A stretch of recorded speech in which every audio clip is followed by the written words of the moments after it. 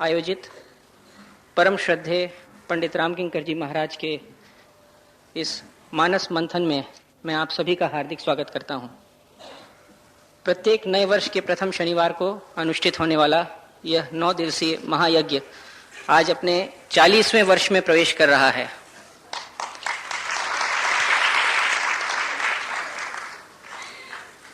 ऐसा दुर्लभ एवं अनवरत निर्वाह एक ओर जहां इस अनुष्ठान से जुड़े सभी पक्षों पर प्रभु श्री रामभद्र की असीम अनुकंपा का परिचायक है, वहीं दूसरी ओर हमारी आयोजक संस्था द्वय के गौरवमय इतिहास का वह प्रेरणा स्रोत है जो हमें सनातन धर्म के आध्यात्मिक चिंतन एवं सांस्कृतिक वैभव का दर्पण स्वरूप होने की निरंतर प्रेरणा देता रहता है। कलकत्ता महानगर के समस्त राम भक्त चातक की भांति प्रतिवर्ष इस शुभ अवसर की प्रतीक्षा करते रहते हैं एवं परम श्रद्धेय पंडित जी महाराज प्रतिवर्ष यहाँ पधार कर उनकी तृषा तृप्ति करते रहते हैं। समस्त हिंदी भाषी जगत आपको श्री राम कथा के अनुपम गायक, श्री रामचरितमानस के अद्वितीय टीकाकार एवं श्री राम कथा साहित्य की मौलिक विवेचना एवं उसे अभिनव दृष्टि प्रदान करने वाले मनीषी के रूप में जानता है। परम श्रद्धेय पंडित जी एक प्रगल्भ वक्ता तो हैं ही, एक सफल लेखक एवं तत्व चिंतक भी हैं। श्री रामचरितमानस का पूर्ण रूपेण मंथन करने के पश्चात आपने जिन आध्यात्मिक तत्वों को प्रकट किया है वह न केवल हमारे ज्ञान की अभिवृद्धि करते हैं, प्रत्युत मोक्ष के अभिलषित व्यक्तियों को मार्गदर्शन भी प्रदान करते हैं। आपकी तात्विक विवेचना आज के इस वैज्ञानिक युग में पौराणिक एवं औपनिषदिक विचारधारा के प्रति संभ्रम में पड़े व्यक्तियों के लिए वैचारिक निवारण मार्ग भी प्रस्तुत करती है। वास्तव में परम श्रद्धेय पंडित जी एक सुविज्ञ पिता के सुविज्ञ पुत्र हैं। पिताश्री की श्री राम एवं परम भक्त हनुमान के प्रति भक्ति आपको विरासत में मिली है।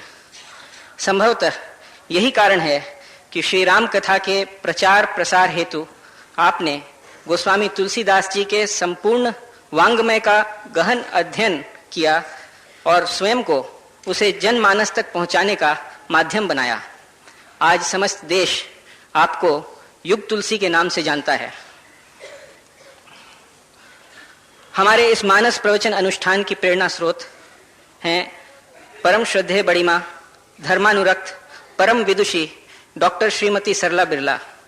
मैं उनसे श्रद्धापूर्वक निवेदन करता हूं कि आज के इस ऐतिहासिक अवसर पर अपने आशीर्वचन से इस आयोजन को विशिष्टता प्रदान करें एवं हम सबको कृतार्थ करें। पूज्य बड़ी मां।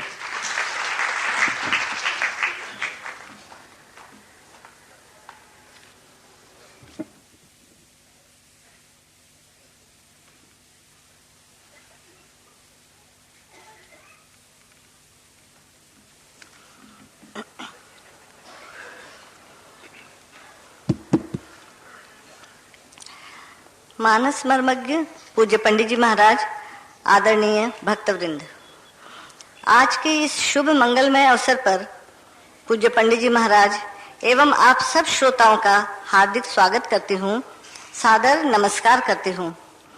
भगवान श्री राम से प्रार्थना है कि सबको सुखी रखे, सद्बुद्धि प्रदान करे, आशीर्वाद दें।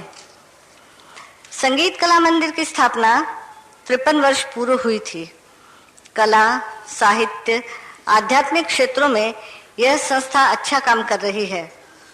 मानसिक विकास एवं बौद्धिक उत्थान के द्वारा समाज को स्वस्थ एवं सुदृढ़ करने की इसकी सतत चेष्टा रही है।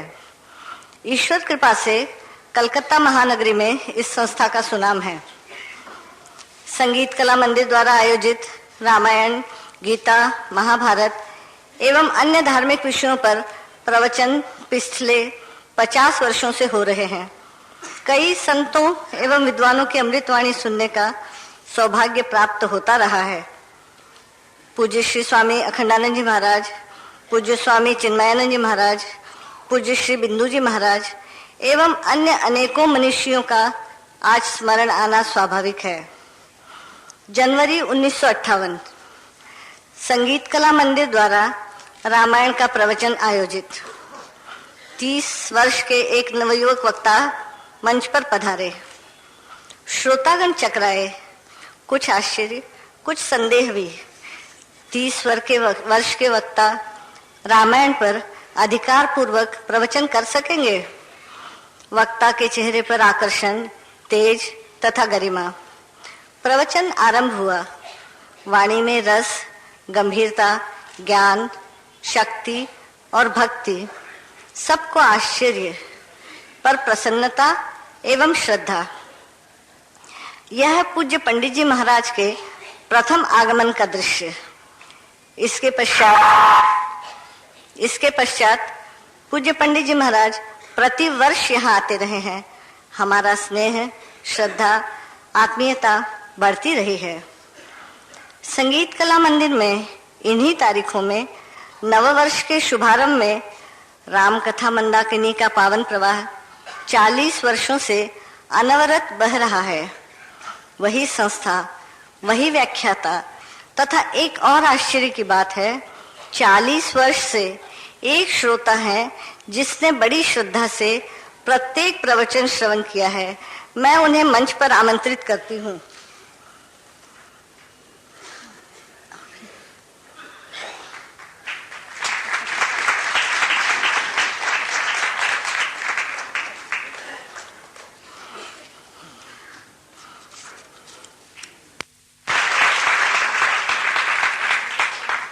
आप संगीत कला मंदिर और हमारे परिवार से लंबे अरसे से जुड़े हुए हैं। मेरा अनुरोध है कि और जोर से करतल ध्वनि से इनका स्वागत करें।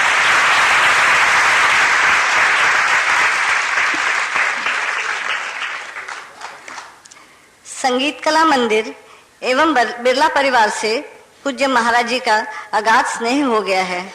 सुख दुख में आपका सहारा है। उनके बराबर हमें आशीर्वाद मिलते रहते हैं। पूज्य श्री काको जी घनश्याम दास जी का भी पूज्य पंडित जी से अच्छा संपर्क, स्नेह था। वे पंडित जी से समस्या समाधान कराते थे। पूज्य पंडित जी के प्रवचनों में पूज्य श्री काको जी कई बार आए हैं तथा भाषण दिए हैं।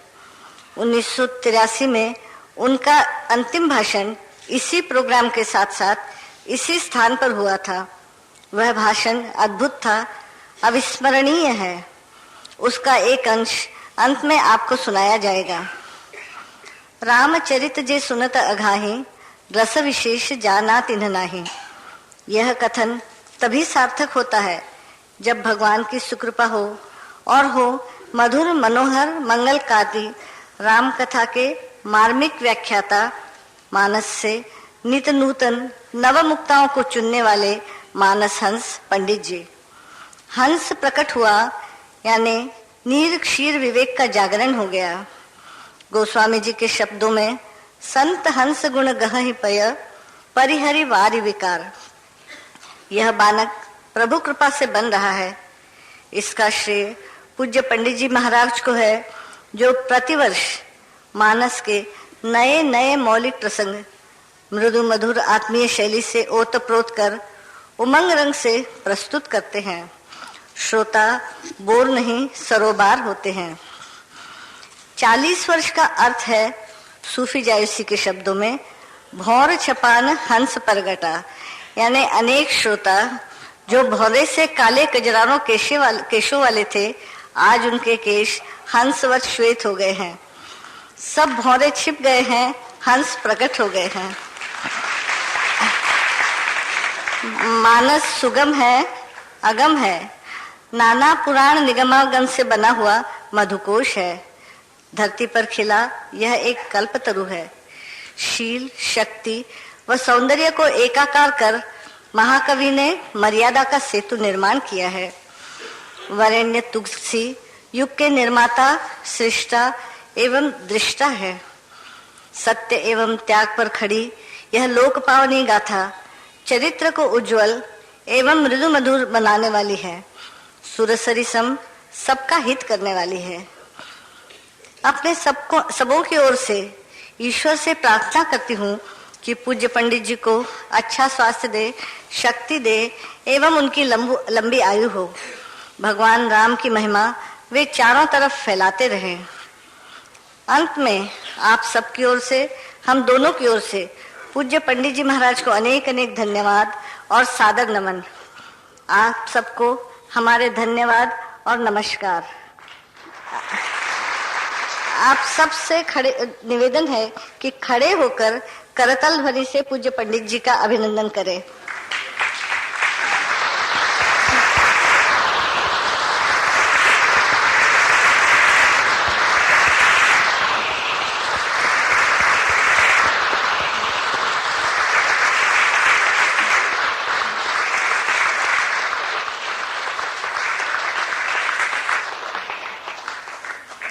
अब पूज्य श्री काको जी की टेप का कुछ अंश आपको सुनाया जाएगा। धन्यवाद। जय राम जय जय राम,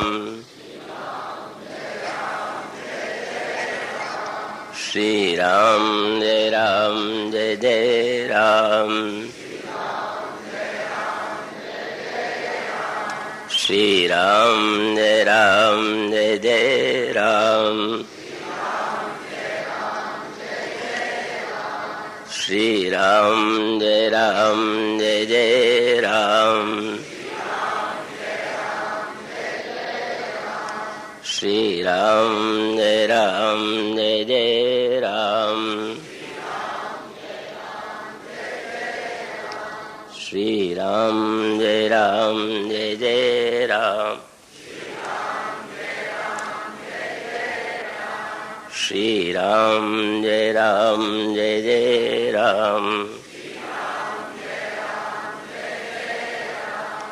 बोलिए सियावर रामचंद्र महाराज की।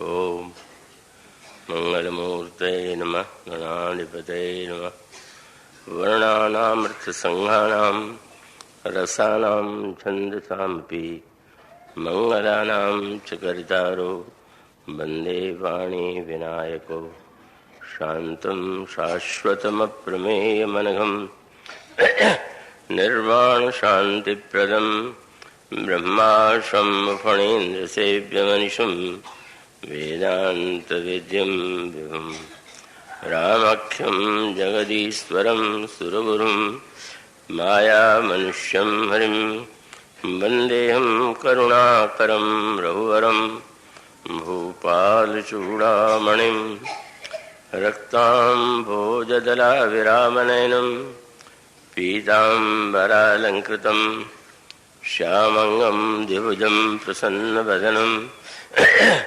श्रीसीतया शोभितं कारुण्यामृतसागरं प्रियगणैर्भ्रात्रादिभिर्भावितं वन्दे विष्णुशिवादिसेव्यमनिशं भक्तेष्टसिद्धिप्रदं कोशलेन्द्रपदकञ्जमञ्जुलौ कोमलावज महेश वंदितौ जानकी कर सरोज लालितौ चिंतकस्य मनोहृंग संगिनौ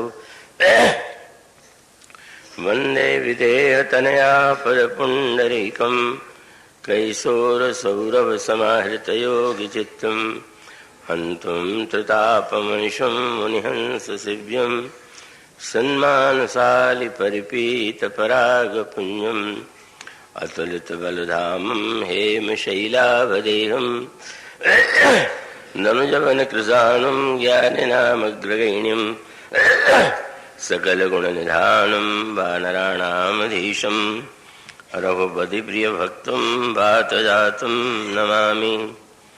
यत्र यत्र रघुनाथकीर्तनं तत्र तत्र कृतमस्तकाञ्जलिं बाष्पवारि परिपूर्णलोचनं मारुतिं नमत राक्षसन्तकं गरुडमहाज्ञानी गुणराशि हरिसेवकयति निकटनिवासी कुन्द इंदुदर गौरसुन्दरं अम्बिकापतिमभीष्टसिद्ध्यदं कारुणिककलकञ्जलोचनं नौमि शङ्करमनङ्गमोचनं प्रभु समर्थ सर्वज्ञस्यो सकलकलागुणधाम योगज्ञानवैराग्यनिधि प्रणतकल्पतरुणां वैदेही सहिते सुरद्रुमतले हेमैर्महामण्डपे रत्ने पुष्पकमासने मणिमये वीरासने संस्थितम् अग्रे वाचयति प्रभञ्जनसुते तत्त्वं मुनीन्द्रैः परं व्याख्यातं भरतादिभिः परिवृतं रामं भजे श्यामलं वंशी विभूषितकरान्नवनीरदाभात् पीताम्बरादरुणबिम्बफलादरुष्ठात् पूर्णेन्दुसुन्दरमुखादरविन्दनेत्रात् कृष्णात् परं किमपि तत्त्वमहं न जाने।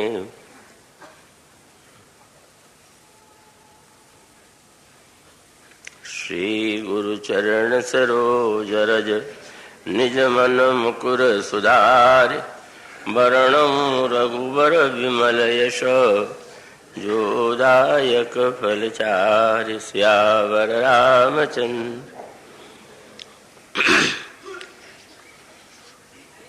तबहि राय प्रिय नारी बुलाई कौशल्यादि तहाँ चली आई अर्ध भाग कौशल्य ही दीना उभय भाग आदे कर कीना कैकेयी कह नृप सो दयऊ रयो सो भय भाग पुनि भयऊ कौशल्या कैकेयी हाथ धरी दीन सुमित्र ही मन प्रसन्न करी यही विधि गर्भ सहित सब नारी भई हृदय हर्षित सुख भारी जा दिन ते हरि गर्भ ही आए सकल लोक सुख संपत्ति छाए मंदिर महोत्सव राज ही रानी शोभाशील तेज की खानी सुख जुत कछुक काल चरि गयऊ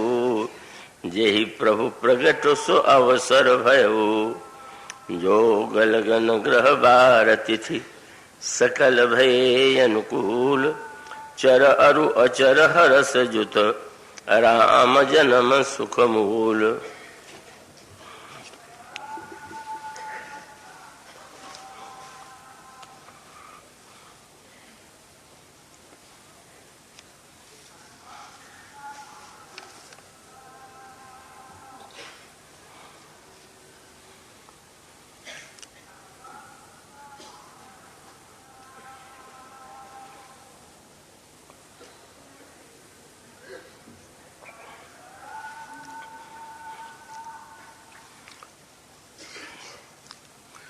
अनंत वात्सल्यमयी जगज्जननी सीता और अनंत ब्रह्मांडों के अधिष्ठात्री परात्पर ब्रह्म प्रभु श्री राम की महती करुणा अनुकंपा से यह पवित्र अनुष्ठान जो 39 वर्षों से चल रहा है, आज 40वें वर्ष में प्रविष्ट हो रहा है। एक सुदीर्घ काल और उससे जुड़ी हुई स्मृतियां अत्यंत संतोष, प्रसन्नता और प्रभु की करुणा का अनुभव करते हैं। जैसा कि अभी भक्तमयी सौजन्यमयी डॉक्टर श्रीमती सरला जी बिरला ने प्रथम वर्ष का स्मरण किया, स्वाभाविक था कि एक आशंका यह रही हो कि क्या यह नए युवक वस्तुतः जिसके पहले उसको हमारे साकेतवासी श्री बिंदु जी महाराज सुशोभित कर चुके थे, क्या ये संभव हो सकेगा कि इस वक्ता के द्वारा उसका निर्वाह हो सके। मुझे ऐसी कोई आशंका नहीं थी और उसका कारण यही है कि मैंने स्वयं अपने आप को कभी वक्ता के रूप में देखा ही नहीं। प्रारंभ से ही मेरे हृदय में जो अनुभूति और वह प्रतिक्षण सामने आती रही है कि एक व्यक्ति तो मैं के रूप में भले ही सामने दिखाई देता हो, पर मैं तो प्रभु का एक माध्यम हूँ और वे अपनी कृपा के द्वारा जो कहलाना चाहेंगे वो कहेंगे। ब्रह्मलीन श्री उड़िया बाबा जी महाराज के सन्निकट जब मुझे रहने का सौभाग्य मिला तो मेरी अवस्था 19 वर्ष की थी और वहाँ के संत और भक्तों के बीच में प्रवचन करते हुए एक विशेष प्रकार के आनंद की अनुभूति तो हुई ही, पर एक दिन जब श्री उड़िया बाबा जी महाराज ने यह कहा कि क्या तुम लोग ये समझते हो कि ये कथा इस बालक के द्वारा कही जा रही है? नहीं, यह तो इसके माध्यम से प्रभु ही अपने गुणों की व्याख्या करा रहे हैं। तो उसमें शुभकामना थी, प्रशंसा थी और वास्तविक सत्य था जिसकी पुष्टि संत के द्वारा हुई थी। तो स्वाभाविक रूप से मैं प्रारंभ से ही यही अनुभव करता रहा हूं कि लेखन या प्रवचन के माध्यम से जो कुछ हुआ है, हो रहा है, वह एकमात्र प्रभु की अनुकंपा का ही परिणाम। प्रथम वर्षों में जब प्रवचन प्रारंभ हुआ था तो उसमें किन्हीं सज्जन के द्वारा एक लेख लिखा गया था और बड़े बुद्धिमान व्यक्ति थे, यहाँ के मान्य थे, और उस लेख में उन्होंने एक भय प्रकट किया था कि इस नए युवक में प्रतिभा तो अनोखी लगती है, किंतु बिरला परिवार का जितना स्नेह इन्हें मिल रहा है कहीं ऐसा न हो कि उसका परिणाम श्रद्धा भोजी व्यक्ति के रूप में हो जाए। संकेत यही था कि कभी कभी ऐसे अवसरों पर व्यक्ति में एक भिन्न वृत्ति का उदय होता है, पर मैंने यही अनुभव किया कि सचमुच बिरला परिवार का यह संपर्क और हमारे जो बिरला दंपति हैं, श्री बसंत कुमार जी बिरला, श्रीमती सरला जी बिरला, वो एक विशेष उपलब्धि थी। वो आशंका वस्तुतः सही नहीं थी और सत्य तो यह है कि उनके माध्यम से, मेरे संदर्भ से, मेरे ग्रंथों के माध्यम से, प्रवचन के माध्यम से निरंतर उसे लोगों के लिए उन्होंने सुलभ बनाया। और सचमुच इसे मैं इन दोनों की जो भगवान के प्रति, राम कथा के प्रति श्रद्धा और भक्ति है वो अद्भुत है। और उसे इस कार्यक्रम के साथ जोड़ करके मैं एक उसे विशेष उपलब्धि के रूप में ही देखता हूँ। सत्य तो ये है कि आज थोड़ा विनोद का वातावरण भी बना। श्री वसंत कुमार जी, श्रीमती शर्ला जी जब मुझे लेने के लिए वहाँ पहुँचे जहाँ पर मेरे ठहरने की व्यवस्था है, तो उनकी वेशभूषा देख करके मुझे इतने आनंद का अनुभव हुआ कि मैंने ये क्या कि व्यासपीठ पर बैठने योग्य तो आज आप ही लग रहे हैं। और ये कितनी अच्छी बात है कि श्रोता जब वक्ता के रंग में रंग जाए तो उससे बढ़कर के कथा की सार्थकता क्या हो सकती है। तो सचमुच इन दंपति का जो प्रगाढ़ स्नेह है और जिस प्रकार से वे निरंतर आध्यात्मिक और सभी संदर्भों में प्रभु के चरित्र का, गुणों का और अनेक अनेक महात्माओं के माध्यम से जो प्रचार और प्रसार कर रहे हैं, वह प्रभु की कृपा का ही परिणाम है। और वो आशीर्वाद और मंगल कामना दे करके तो वो 40 वर्ष और अभी ब्रह्मलीन श्री घनश्याम दास जी बिरला का जब 25वां वर्ष था तब एक उत्सव मनाया गया था और वो आए थे। और जो उन्होंने बहुत ही एक विचारपूर्ण भाषण दिया था, वो जो बहुत अविस्मरणीय है, उसका कुछ अंश अभी आप लोगों ने सुना। और इस तरह से जब वे 25वें वर्ष में आए और फिर आज जब 40वां वर्ष प्रारंभ हो रहा है, तो मुझे लगा कि ठीक ही तो है। राम कथा के संदर्भ में 40 के अंक का बड़ा महत्व है, क्योंकि हनुमान चालीसा का पाठ आप में से सब करते ही रहते हैं। तो हनुमान चालीसा वो हनुमान जी के गुणों का गायन है और हनुमान जी का नाम राम किंकर ही है। असली राम किंकर तो वही हैं, मैं तो केवल नाम मात्र का हूँ। तो कम से कम ये राम कथा चालीसा एक बड़े महत्व की उपलब्धि है।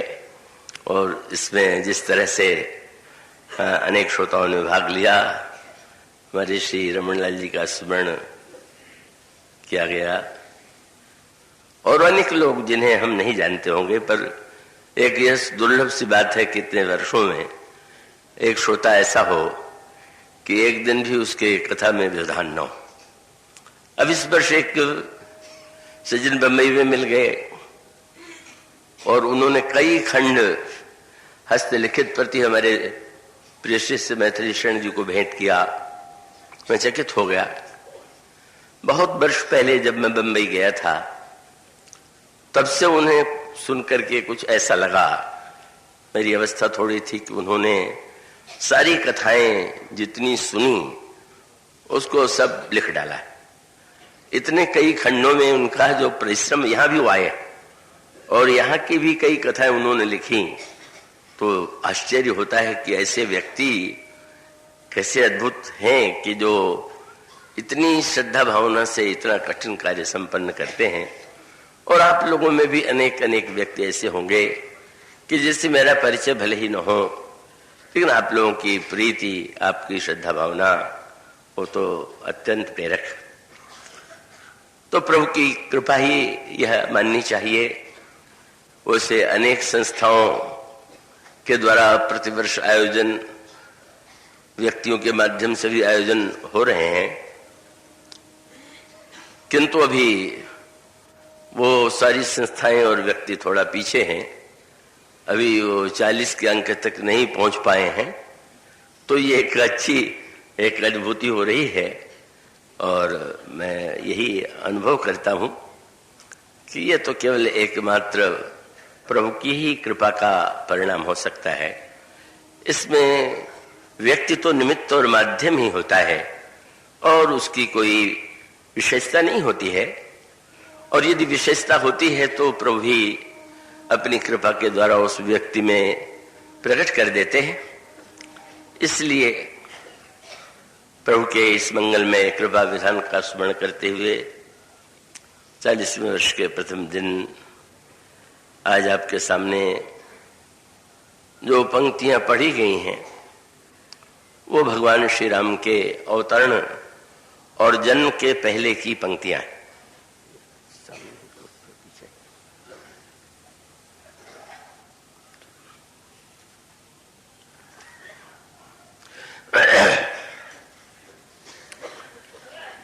यह जो प्रसंग है जिसमें गोस्वामी जी प्रभु के श्री रामभद्र के जन्म की जो पृष्ठभूमि है, भूमिका है, उसे प्रस्तुत करते हैं।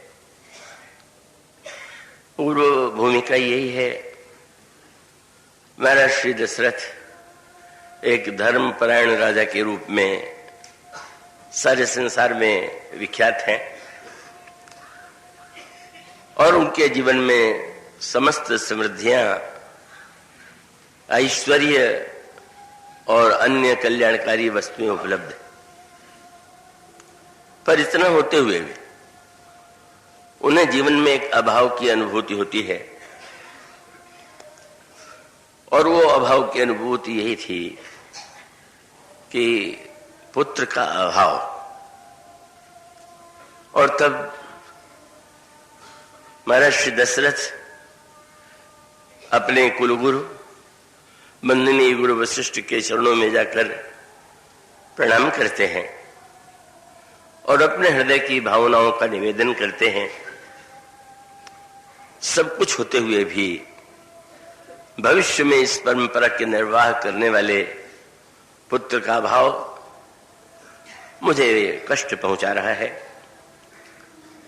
और तब गुरु वशिष्ठ उन्हें आदेश देते हैं कि तुम पुत्रेष्ट यज्ञ करो और उस यज्ञ के द्वारा तुम्हें 4 पुत्र प्राप्त होंगे। गुरु वशिष्ठ के निर्देश के अनुकूल महामुनि का श्रृंगी को आचार्य के रूप में पुत्रेष्ट यज्ञ के लिए आग्रह किया गया। यज्ञ संपन्न हुआ। यज्ञ में अग्निदेव प्रकट हुए। उनके हाथ में चरु पात्र था और अग्निदेव ने महाराज श्री दशरथ को यह आदेश दिया कि यह हवि ले जाकर के आप बांट दीजिए। जो जिस योग्य हो उसको उस रूप में हवि का भाग प्रदान करना चाहिए।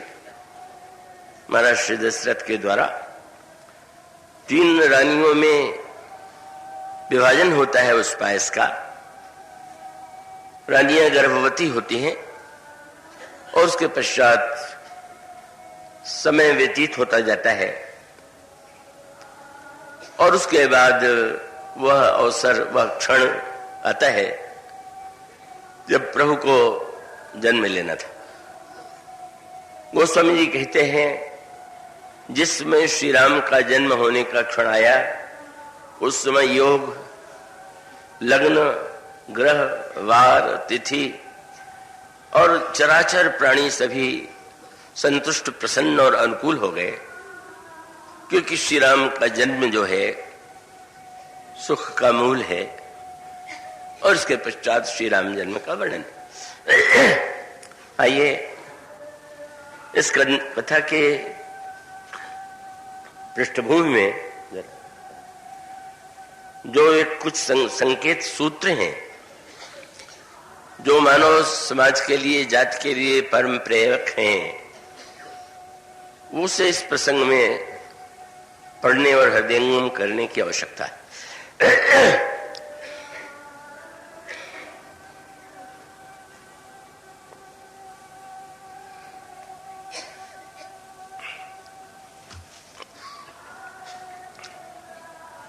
यह इसके पहले जो प्रसंग हैं उसमें आप यह पढ़ चुके होंगे, सुना भी होगा आपने अनेक बार, कि महाराज दशरथ जो है पूर्व जन्म में महाराज मनु और उनकी पत्नी कौशल्या जी के रूप में जो इस युग में जन्म लेती हैं वो अपने पूर्व जन्म में महाराज मनु की पत्नी सिद्रूपा थी। उन्होंने बड़ी कठिन तपस्या की, साधना किया और भगवान प्रसन्न होकर के उन्हें दर्शन देते हैं। और तब प्रभु ने प्रश्न किया कि आप क्या चाहते हैं, और बड़े संकोच भरे स्वर में मनु ने कहा कि मैं आपके समान पुत्र चाहता हूं। प्रभु ने यही कहा कि मैं ही तुम्हारे पुत्र के रूप में जन्म लूंगा, और उस वरदान की पूर्ति प्रभु के जन्म के रूप में हुई। किंतु गोस्वामी जी या यहां जो प्रसंग प्रस्तुत किया गया उसमें कुछ भिन्न रूप आपके सामने आता है। गुरु वशिष्ठ महाराज दशरथ को ये बता सकते थे कि तुम पूर्व जन्म में महाराज मनु थे, तुम्हारी पत्नी कौशल्या शत्रुपा थी, श्री राम तुम्हें वरदान दे चुके हैं, पुत्र के रूप में जन्म लेने का उन्होंने आश्वासन दिया है, तुम्हें निश्चिंत हो जाना चाहिए। किंतु ऐसा नहीं हुआ। उन्होंने पूर्व जन्म की ओर संकेत न करके जब ये कहा कि पुत्र की प्राप्ति के लिए तुम पुत्रेष्ट यज्ञ करो, तो उसके पीछे गुरु वशिष्ठ का क्या चिंतन था, क्या उद्देश्य था, और तब उसके पीछे जो हमारी संस्कृति है, हमारे जो पौराणिक और उस पौराणिक संदर्भों में जो गाथाएं जुड़ी हुई है, उन गाथाओं की ओर हमारी दृष्टि जाती है। वस्तुतः हमारे जो प्राचीनतम ग्रंथ हैं और श्री रामचरितमानस की विलक्षणता यही है कि उसमें व्यक्ति के क्रमिक विकास का मार्ग क्या हो सकता है, किस क्रम से मनुष्य के जीवन में विकास होना चाहिए, उसका उत्थान होना चाहिए। अगर आप इसका परिचय पाना चाहें तो हमारे पौराणिक ग्रंथों में पा सकते हैं, पर उसका भी सारमय रूप यदि आप पढ़ना चाहें तो आपको श्री रामचरितमानस के रूप में वो और भी अत्यंत सरल रूप में प्राप्त हो सकता है। और इसलिए गोस्वामी जी ने जब ये कहा कि ये जो रामायण जी हैं वो छह शास्त्र सब ग्रंथन को रस, ये समस्त शास्त्रों का और ग्रंथों का रस है, तो ये एक बड़े महत्व का ये जो उनकी घोषणा है, जो उनका विश्वास है, वो केवल अपनी स्तुति नहीं, वो सचमुच यदि आप सारे पुराणों का और शास्त्रों का अध्ययन करें और श्री रामचरितमानस पर आपकी दृष्टि जाए तो आपको ऐसा लगेगा कि सचमुच यह ग्रंथ सारे ही है, और उसमें समस्त सूत्रों को जितने संक्षेप में किया जा सकता है उस रूप में प्रस्तुत किया गया है। और तब क्रम क्या है? गीता के निष्काम कर्म योग की चर्चा पढ़ करके या भक्तों या संतों के जीवन में निष्कामता की महिमा का अध्ययन करके लोग एक मिथ्या धारणा अपने जीवन में पाल लेते हैं, और वो मिथ्या धारणा ये होती है कि वो समय असमय बिना सोचे समझे ही का वो उन पंक्तियों को दोहरा देते हैं जो अत्यंत उच्च कोटि की स्थिति में पहुंचे हुए साधक या सिद्ध के जीवन में होती है। और ये स्थिति जो है शायद व्यक्ति के मार्ग में सबसे अधिक बाधक है। हमें प्रारंभ वहां से नहीं करना है जो ज्ञान का या भक्त का सर्वोच्च शिखर है, हमें वहीं से प्रारंभ करना चाहिए जिस धरातल में हम और आप बैठे हुए हैं। और इस बात को जो व्यक्ति समझ लेता है वह कोई एक ऐसी बौद्धिक या उच्च कोट की भाषाओं को ही नहीं दोहराता है। वो सत्य है, वो प्रतिपाद्य है, वो लक्ष्य है, और उस लक्ष्य तक पहुंचने के लिए हमें तो वहीं से चलना होगा जहां से हमारा जीवन है, हमारी मनस्थिति जैसी है, हमारी बौद्धिक हमारे संस्कार जैसे हैं। और इसलिए निष्कामता एक उच्च आदर्श होते हुए भी मानस में जो श्री गणेश किया गया वो निष्कामता से नहीं किया गया, वो प्रारंभ किया गया सकामता से। और उसका अभिप्राय क्या है कि कामना व्यक्ति का स्वभाव है, उसकी सहज प्रकृति, और जब भी वह किसी कर्म के लिए प्रस्तुत होता है तो उसके अंतःकरण में कोई न कोई कामनाएं होती, कोई कामना होती है। तो ये जो कामनाएं हैं, यदि उसकी निंदा करें या यदि ये कहें कि निष्कामता ही सर्वश्रेष्ठ वस्तु है, तो शायद यह एक अतिरेक भरा दृष्टिकोण होगा। सत्य तो यह है कि पहले जब भी हम जीवन में धर्म साधना की दिशा में चलें तो अपनी ओर देखें, और इसका सबसे बड़ा प्रमाण स्वयं महाराज मनु का जीवन था। आप पढ़िए उस प्रसंग को। महाराज मनु मनुष्य जाति के आद्य पुरुष हैं। ये मनुष्य शब्द का निर्माण ही मनु के द्वारा जो जिस समाज का व्यक्ति का जन्म हुआ मनुष्य, उसमें यह संकेत आता है। उनका ग्रंथ तो मनुस्मृति के रूप में प्रसिद्ध ही है, जो स्मृतियां तो 18 हैं, पर सर्वाधिक महत्व जो है मनुस्मृति को ही प्राप्त है। महाराज मनु स्मृति के निर्माता, और वो उन्होंने समाज को स्मृति और धर्म के अनुकूल चलाने की चेष्टा की। उनकी जो स्मृति है वो मानो संविधान है कि मानव जाति का आचरण या धर्म या कर्तव्य क्या है और उसे कैसे चलना चाहिए। महाराज श्री मनु ने जीवन में उसे उतारा और स्वयं अपनी प्रजा को भी उसी तरह से धर्म की दिशा में प्रेरित किया। आप मानस की वह पंक्तियां आप पढ़ते होंगे जिसमें गोस्वामी जी कहते हैं, स्वयंभू मनु अरु सतरूपा जिनते भई नर सृष्टि अनुपा दंपति धर्म आचरण नीखा अजहु गाव सुत जिन के लिखा। पहले तो महाराज मनु की विशेषता बताई गई और उसके पश्चात मनु की परंपरा कितनी महान है इसकी ओर संकेत किया गया। एक तो उन्होंने मनु के वंश परंपरा में कन्या पक्ष की ओर संकेत किया, और दूसरी ओर उन्होंने स्वयं मनु के जीवन का जो पक्ष है उसे भी प्रस्तुत किया।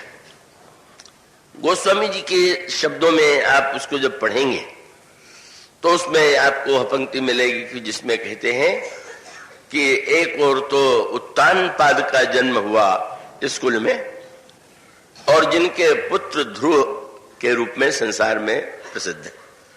नृप उत्तानपाद सुत जासु ध्रुव हरि भगत भय सुतासु। तो एक परम जो वर्णन किया गया, उस वर्णन में वर्णन किया गया कि जहां पर ऐसी देवहूति पुनिता सुकुमारी, उनकी एक कन्या देवहूति है और उनका विवाह करदम ऋषि से हुआ, जो नृप करदम कै प्रिय नारी, और आदि देव प्रभु दीन दयाला जठर धरऊ जही कपिल कृपाला।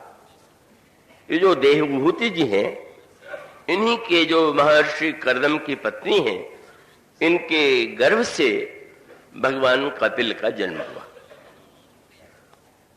इस कथाओं की क्या आवश्यकता है, इस पर आपने ध्यान दिया। गोस्वामी जी के ग्रंथ में विस्तार के स्थान पर संक्षेप अधिक है। हमारी पौराणिक परंपरा में तो वंशों का बड़े विस्तार से वर्णन है, पर गोस्वामी जी ने जो गिने चुने नाम सामने रखे उसके पीछे एक संकेत है। ये जो दो परंपराएं हैं, एक परंपरा है निष्कामता की और दूसरी परंपरा है कामना की। एक को हम निवृत्ति मार्ग कहते हैं, वो हम प्रवृत्ति मार्ग कहते हैं। भगवान कपिल उस निवृत्ति परंपरा के अवतार हैं, जो परम विरागी हैं और जिनके माध्यम से सांख्य शास्त्र व्यक्त हुआ और सांख्य शास्त्र के द्वारा उन्होंने सृष्टि का और मनुष्य के जीवन का जो रहस्य है, आत्म तत्व जो है, उसे प्रस्तुत किया। और दूसरी ओर जो प्रवृत्ति का मार्ग है, वो जब ध्रुव की कथा की ओर संकेत है, तो आप जानते हैं कि ध्रुव की कथा में मानवीय जीवन में जो बातें आती हैं उसकी ओर संकेत है। तो उनके विमाता ने उन्हें अनादृत किया, तो माता के द्वारा अनादृत होने के बाद तो सुनीति और सुरुचि के संदर्भ में वह कथा आती है कि अत्यंत उन्हें अपमान का अनुभव हुआ जब उनकी विमाता ने महाराज की गोद से उन्हें बैठने से वंचित कर दिया और ये कहा कि इस गोद पर तो तुम तब बैठ पाते जब तुमने मेरे गर्भ से जन्म लिया होता।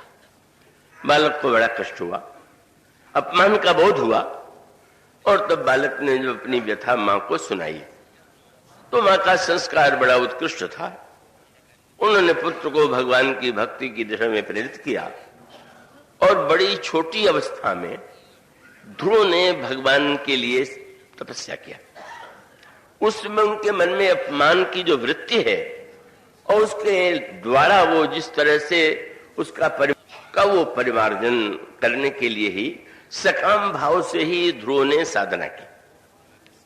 तो एक और महर्षि कपिल का निष्काम योग, निवृत्ति मार्ग, और ध्रुव के द्वारा जिस तरह से भगवान की प्रसन्नता के लिए साधना की गई और भगवान ने उन्हें ध्रुव को अचल राज्य प्रदान किया, अचल पद प्रदान किया, वो पिता की गद्दी पर भी आरूढ़ हुए। ये जो जीवन के दो पक्ष हैं, एक और सकामता का पक्ष और दूसरी ओर निष्कामता का पक्ष, और महाराज मनु की परंपरा से दोनों ही पक्ष जुड़े हुए हैं। पर निवृत्ति और प्रवृत्ति की यह परंपरा जो उसके पुराणों की कथाओं में इसकी ओर संकेत मिलता है, और वो बड़ी विलक्षण सी कथाएं हैं, और उनकी गहराई पर जब उन पर दृष्टि डालें तो प्रारंभिक काल से लेकर के मानव समाज और जीवन में जो समस्याएं आती रही उसकी ओर संकेत मिलता है। ब्रह्मा जिन्हें आदेश मिला कि वे इस सृष्टि का निर्माण करें, वह आदेश उन्हें सुनाई पड़ा, आदेश देने वाला नहीं दिखाई पड़ा। और तब ब्रह्मा ने सृष्टि के निर्माण की प्रक्रिया जब प्रारंभ की, तो सबसे पहले जिन बालकों का जन्म हुआ उसमें सनक, सनंदन, सनातन, समंत कुमार ऐसे महापुरुष हुए कि जब ब्रह्मा ने उन्हें आदेश दिया कि आप लोग सृष्टि का विस्तार कीजिए, तो वो विचारक थे और उन्होंने कहा कि नहीं, ये कार्य हमारे लिए संभव नहीं। हम सृष्टि के व्यर्थ प्रपंच में नहीं फंसना चाहते। हम क्यों इस दृष्टि से संसार का विस्तार करें और विस्तार में उलझ करके हम अपने को दुखी बनावें। ब्रह्मा को लगा कि ठीक है, पर उनके द्वारा उनका वह उद्देश्य पूरा नहीं होता था जो आदेश के रूप में ईश्वर से उनको मिला था। और फिर पुराण कहते हैं कि फिर भगवान रुद्र जो है, उनके माध्यम से जो सृष्टि बनी, वो सृष्टि इतनी डरावनी थी कि यह लगने लगा कि उसको देख करके तो लोग आतंकित हो जाएंगे। जरा कथाओं के उस अंतरंग अर्थ पर दृष्टि डाल रही है। अब रुद्र गणों को तो बहुत बाद में भी ससुराल में देख करके जिस तरह से स्त्रियां कांप उठी या जिस तरह उन्होंने अनादृत करने की चेष्टा की, वो उसकी ओर संकेत है। मानो वह सृष्टि जो मानसिक थी, जो बड़ी उदात्त थी, जिसमें सांसारिक कोई कामना नहीं थी, वह वंदनीय तो थी, लेकिन ब्रह्मा को जो आदेश मिला था उसकी पूर्ति उसे नहीं होती थी। और रुद्र के द्वारा जो सृष्टि दिखाई पड़ी वो ऐसी विकट थी कि लगा कि ये तो ऐसी अशांति उत्पन्न होगी कि लोग उसको ग्रहण नहीं कर पाएंगे। तब मानो सृष्टि का वह स्वरूप, क्योंकि ईश्वर का यह संकल्प था। सृष्टि निर्माण कैसे हुआ उसकी अनेक व्याख्या की गई है, पर मानो एक वाक्य आपने सुना होगा कि जैसे कोई अकेला व्यक्ति हो तो उसको अगर खेलना, उसके मन में, हृदय में अगर खेलने की इच्छा हो तो अकेले कैसे खेलेगा? वो चाहेगा कि कोई और भी तो खेलने वाला मिले। तो इसलिए स एकाकी न रमत तदा द्वितीयम असजत, अकेले वह रमण नहीं कर सकता था, खेल का विस्तार नहीं कर सकता था, इसीलिए उसने द्वितीय का निर्माण किया। तो सृष्टि मानो ईश्वर के क्रीड़ा के संपूर्ति का एक माध्यम, एक खेल है। और उस कौतुक के लिए, वो सृष्टि के विस्तार के लिए ब्रह्मा को आदेश देते हैं। पर वह सृष्टि कैसी होनी चाहिए? मानो ये जो भिन्नताएं हैं, दुविधा है, जो समस्त मानव जीवन में मनुष्य के मन में आज भी आती हैं, पहले भी आती रही हैं, उसकी ओर संकेत है। और तब इसके लिए एक ओर सकामता का पक्ष, दूसरी ओर निष्कामता का पक्ष, एक ओर निवृत्ति की पराकाष्ठा और दूसरी ओर प्रवृत्ति की जो भयानकता है उसका भी स्वरूप। मानव जीवन के लिए जिस अवतार की अपेक्षा थी, वह अवतार कौन सा है? उस अवतार को जिन्हें हम भगवान राम के रूप में देखते हैं, मानो उन समस्त निवृत्ति प्रवृत्ति या जो जीवन की अनगिनत समस्याएं हैं उनका समाधान ही प्रस्तुत करने के लिए भगवान श्री राम के रूप में जो अवतार होता है, उस अवतार की विलक्षणता ये है कि वहां पर भगवान कपिल के समान निवृत्त का भी संकेत नहीं, और प्रवृत्ति का वह रूप भी नहीं है जिसमें व्यक्ति बहुत अधिक उलझ जाता है। वे प्रवृत्तियों को स्वीकार करते हैं, प्रवृत्तियों को स्वीकार करते हुए भी किस तरह से वे परम निवृत्त हैं। इसीलिए गोस्वामी जी ने लिखा कि जब प्रभु भगवान श्री राम राज्य सिंहासनासीन हुए तो फिर प्रश्न आया कि भगवान श्री राम क्या वन में मुनि के रूप में रह चुके थे? तो फिर वो राज्य में लौट करके भी शायद मुनियों के समान कपड़े पहनते हो, शायद मुनियों के समान जीवन व्यतीत करते हो। गोस्वामी जी ने कहा नहीं, ऐसा नहीं। भगवान राम के लिए उन्होंने लिखा श्रुति पथ पालक, धर्म धुरंधर, गुणातीत और भोग पुरंदर। वो स्वयं तो गुणों से परे हैं, पर इंद्र के समान भोग करते हुए भी दिखाई देते। मानो इन दोनों का जो सामंजस्य है, निवृत्ति का, प्रवृत्ति का, सकामता का, निष्कामता का, इनके सामंजस्य का ही रूप जो है भगवान श्री राम का अवतार है। इसी की आवश्यकता थी और इसीलिए मानो संकेत यही किया गया कि महाराज मनु की दोनों परंपराएं बड़ी उज्जवल थीं, लेकिन वो मानव जाति के लिए समग्रता का संदेश नहीं देती थी। और तब आप वह प्रसंग पाते हैं, बहुत ही मनोवैज्ञानिक और बड़ा ही साधना के संकेतों से भरा हुआ। मनु ने जीवन में धर्म का पालन तो किया,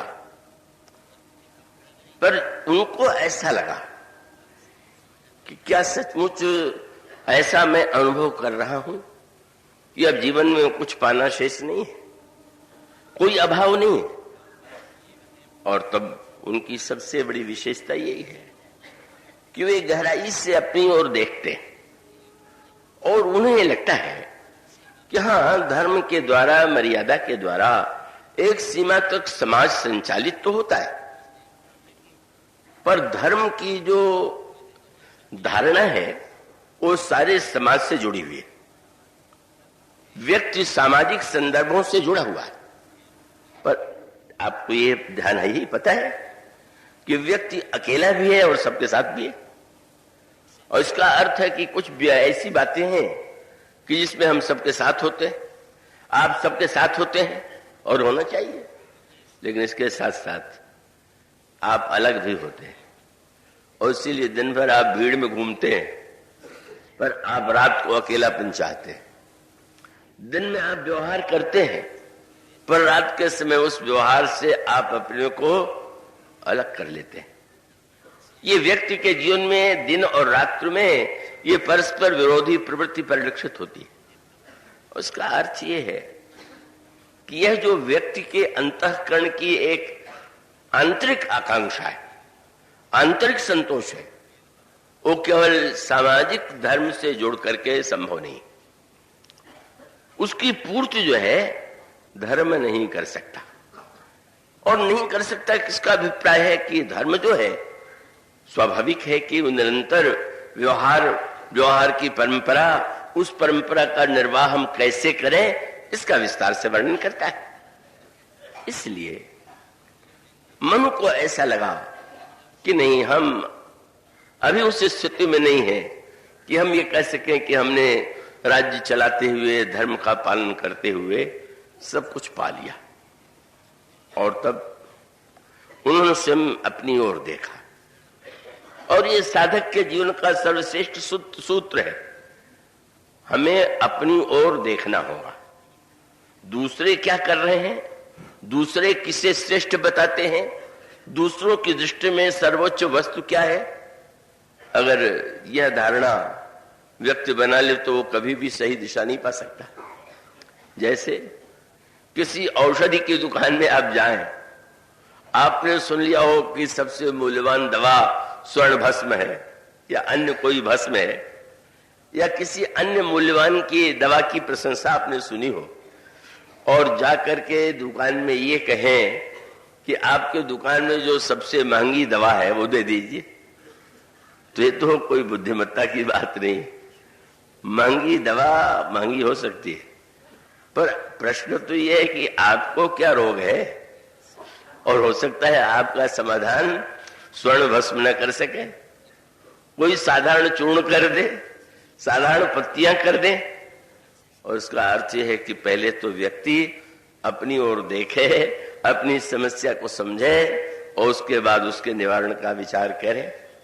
तो महाराज मनु की विशेषता ये, वे चारों ओर की प्रशंसा से, उनकी जो महिमा गाई जाती है उससे संतुष्ट नहीं। उनको लगता है कि अगर हम निरंतर जिन वस्तुओं को प्राप्त करते रहे हैं उनको ही प्राप्त करते रहें, और हमारे जीवन में प्राप्ति के बाद भी एक असंतोष बना रहे, बड़े महत्व का प्रश्न है। किसी वस्तु को पाने के बाद अगर मनुष्य को संतोष हो जाए कि बस जो हमें पाना था वो हमने पा लिया, तो बहुत अच्छी बात है।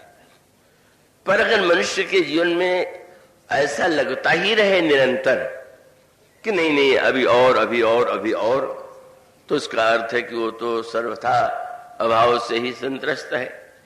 इसलिए जब लंका की उन्नति का रामायण में वर्णन किया गया तो यही कह करके किया गया कि संसार की ऐसी कोई श्रेष्ठ वस्तु है ही नहीं कि जिसकी उन्नति लंका में न हो रही। लंका की उन्नति का वर्णन करते हुए वो स्वामी जी ने 10 वस्तुओं का नाम गिनाया, और उसमें वह पंक्ति आपने पढ़ी होगी, सुख, संपत्ति, सुत, सेन, सहाई, जय, प्रताप, बल, बुद्धि, बड़ाई, सब दिन प्रतिदिन बढ़ते जाए। इन 10 को पढ़ करके लगता है कि अब 10 को पाने के बाद इससे किसी उन्नत राष्ट्र का क्या लक्षण हो सकता है।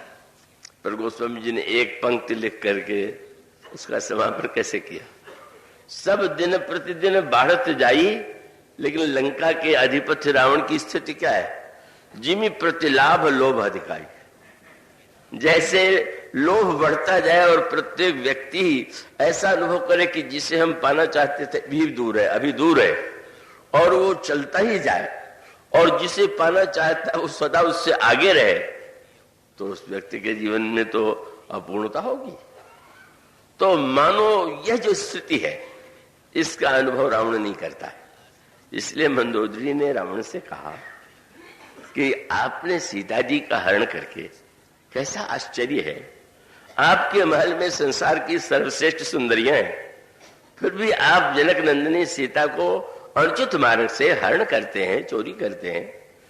और तब यही कहा कि अब आपको जो कुछ करना था आपने कर लिया, चाहिए करन सब कर बीते, तुम सुर असुर चराचर जीते, तो हमने संसार को जीत लिया, सब कुछ पा लिया।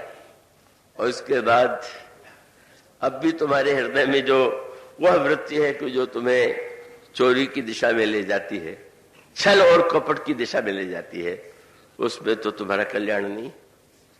तुम क्यों नहीं श्री राम को उनके चरणों का आश्रय लेते हो? क्यों नहीं शरण में जाते हो? क्यों नहीं तुम अपने जीवन को धन्य बनाते हो? पर रावण वो तो कभी महापंडित था, और महापंडित होना कभी कोई महाशब्द बड़ी कठिनाई भी उत्पन्न करता। ये महाशब्द सदा प्रशंसावाचक ही नहीं होता। जैसे किसी को धार्मिक कहें तो एक प्रशंसा की बात है, पर अगर धर्मध्वज कह दे, अधर्म का शब्द नहीं उसमें, पर वो धर्मध्वज बहुत बड़ा व्यंग है। वो समझ कि जिम धर्मध्वज जिग धर्मध्वज दंडक धौरी। धर्मध्वज का अभिप्राय है कि जो मिथ्या रूप से झंडा फहरा रहा है धर्म का और जीवन उसके प्रतिकूल है, वो धर्मध्वज है। तो ये रावण का महापंडित्य यही है कि वह सा नारी वचन सुनि काना। बड़ा गोस्वामी जी कहते क्या है, रावण ने मंदोदरी से कहा कि अहो मोह महिमा बलवाना। ओहो, मोह की महिमा कितनी बड़ी है। व्यंग क्या है? गोस्वामी जी ने कहा कि मूर्तिमान मोह रावण है। मैंने पत्रिका में कहते हैं मोह दश मौली, पर जो महामोह है वो दूसरे पर हंस रहा है। ओहो, इतनी मोह की वृत्ति तुम्हारे जीवन में व्याप्त है। वाह वाह वाह। ये आप लोगों ने सुना भी होगा, ग्रंथों के संदर्भ में भी बात मेरे माध्यम से कही गई कि शरीर के रोग में और मन के रोग में एक बहुत बड़ा अंतर यह है कि शरीर का रोगी अपने को रोगी मानता है, पर मन के रोगी सदा दूसरे को रोगी मानते, अपने को नहीं। तो शरीर का रोगी अपने को रोगी मानेगा तो दवा लेगा, और मन का रोगी जब दूसरे को रोगी मानेगा तो उसको लगता है कि इसकी दवा होनी चाहिए, मेरी दवा तो होने की आवश्यकता नहीं। मंदोदरी ज्ञान का उपदेश दे रही और रावण हंस रहा है। उतना बड़ा विद्वान, अच्छा ये क्या बचपने की बात कर रही है। ओहो मोह महिमा बलवाना, क्या मोह की विचित्र महिमा है। और फिर सारे स्त्री जाल की निंदा करने लगा। बोले मैंने पढ़ा तो था, पर प्रत्यक्ष प्रमाण तो वास्तव में देख के लगा। और वो बस तुरंत नारी स्वभाव सत्य कवि कहीं, अवगुण 8 सदावर रही, साहस अनित चपलता माया, भय अविवेक अशौच अदाया। भला सोचिए मंदोदरी के कितने पवित्र विचार है, पर रावण हंस करके व्यंग करता है कि तुम्हें तो नारी जाति के जो दोष है वो प्रत्यक्ष दिखाई दे रहे हैं। तो मानो जब कोई व्यक्ति रावण के समान उन्नति कर लेता है और स्वयं अपने आप को ही भ्रांति में डाल करके तो वो दूसरों को तुच्छ सिद्ध करने की चेष्टा करे, तो वो ठीक है, अपनी प्रवृत्ति का परिणाम तो उसे भोगना ही पड़ता है। तो मानो एक और रावण है जो समस्त उन्नति के बाद भी संकोच नहीं करता, सीता जी के हरण के लिए साधु का वेश बना करके पाखंड से छल से उन्हें चुरा करके ले आता है। और इसका अभिप्राय यह है कि एक दर्शन रावण का दर्शन है। मनु की विशेषता यही कि मनु जब वृद्ध हो गए तो वृद्धावस्था, युवावस्था में व्यक्ति में कर्म की क्षमता अधिक होती है और वृद्धावस्था में व्यक्ति की कर्म की क्षमता न्यून होती जाती है। पर अगर उसने जीवन को सही दिशा में प्रेरित किया है तो उसमें विचार की क्षमता बढ़ती जाती है। उसको कहते विचार में परिपक्वता आ गई और तब मनु एकांत क्षणों में विचार करते हैं, क्या मैं वृद्ध हो गया और इतना कुछ मैंने पाया, लेकिन पाने के बाद अभी पाने की लालसा नहीं मिटी। हमारे जीवन में विषयों के प्रति और वस्तुओं के प्रति राग बना हुआ है। और तब स्पष्ट रूप से वे नहीं मानते कि मुझ में कोई वैराग्य हो, इन्हें विषय विराग भवन बसत भाव चौथपन हृदय बहुत दुख लाग। एक दुख हुआ होता है जो अभाव जन्य और दूसरा दुख हुआ है जो विचार जन्य। भोजन न मिले उसके बाद व्यक्ति दुखी हो, अभाव हो व्यक्ति दुखी हो, ये अभावजन्य दुख है। पर सब कुछ है, पर ऐसा लगे कि वो तो तृप्ति नहीं है, ये विचारजन्य दुख है। तो साधना का प्रारंभ तभी होता है जब व्यक्ति को अपने में कमी लगे, और तब वो गोस्वामी जी के हो इन्हें विषय विचार विराग भवन बसत भाव चौथपन हृदय बहुत दुख लाग केवल जन्म गयो हरि भगति बिनु। भगवान की प्राप्ति के बिना तो कभी जीवन में पूर्णता की अनुभूति नहीं होती, और वो मेरे जीवन में नहीं है। और तब आप एक विस्तार से पाते हैं, उन्होंने सोचा ठीक है वैराग्य नहीं है, पर मुझे बुद्धिपूर्वक त्याग करना चाहिए, और त्याग करके प्रभु को पाने का प्रयास करना चाहिए। और उस दृष्टि से वे साधना करने के लिए जाते हैं, पर एक सन्यासी के रूप में नहीं, पत्नी शत्रुपा उनके साथ हैं। और ये दंपति जो है नैमिषारण्य जाकर के तीर्थ यात्रा करते हैं, कथा श्रवण करते हैं, मंत्र का जप करते हैं, और भगवान के दर्शन की उत्कट आकांक्षा उनके जीवन में उत्पन्न होती है, और अंत में भगवान उनके सामने प्रकट हो जाते हैं। पर उन्हें कल्पना थी कि किसी एक रूप में भगवान आएंगे, पर वे देखते हैं कि उनके सामने दो दिव्य रूप, एक हैं श्री राम और दूसरे हैं करुणामयी सीता जी। और जब दोनों में वार्तालाप होता है तो उसमें मनु की विशेषता क्या है? रामायण में कहा गया कि धर्म ते विरति जोग ते ज्ञाना और ज्ञान मोक्ष प्रद वेद बखाना। धर्म से वैराग्य होता है और वैराग्य से व्यक्ति ज्ञान प्राप्त करता है। तो ऐसी स्थिति में उन्होंने भगवान से स्पष्ट निवेदन किया कि मेरे जीवन में वैराग्य नहीं है, पहले भी नहीं था और अब भी नहीं। मैंने त्याग किया है, पर त्याग करते हुए भी मैं ये नहीं कह सकता कि मेरे जीवन में कोई वैराग्य है। और वैराग्य नहीं है तो मैं मोक्ष मांगू, कि ये बसदेव जी के जीवन में आती है बात, और उसे अब बसदेव जी की कमी कहें और या बसदेव जी की विशेषता कहें। वहां श्रीमद् भागवत प्रसंग में आता है कि जब उन्होंने उन महात्माओं का दर्शन किया, 8 विशिष्ट महापुरुषों का, तो उन्होंने ये कहा कि मैं पूर्व जन्म में देवताओं की माया से मोहित होकर के मैंने भगवान से पुत्र बनने की प्रार्थना की, मोक्ष के लिए नहीं कहा। तो वसुदेव जी को पश्चाताप होता है कि वस्तुतः तो भगवान से मोक्ष ही मांगना चाहिए था, ये क्या मैंने मांग लिया।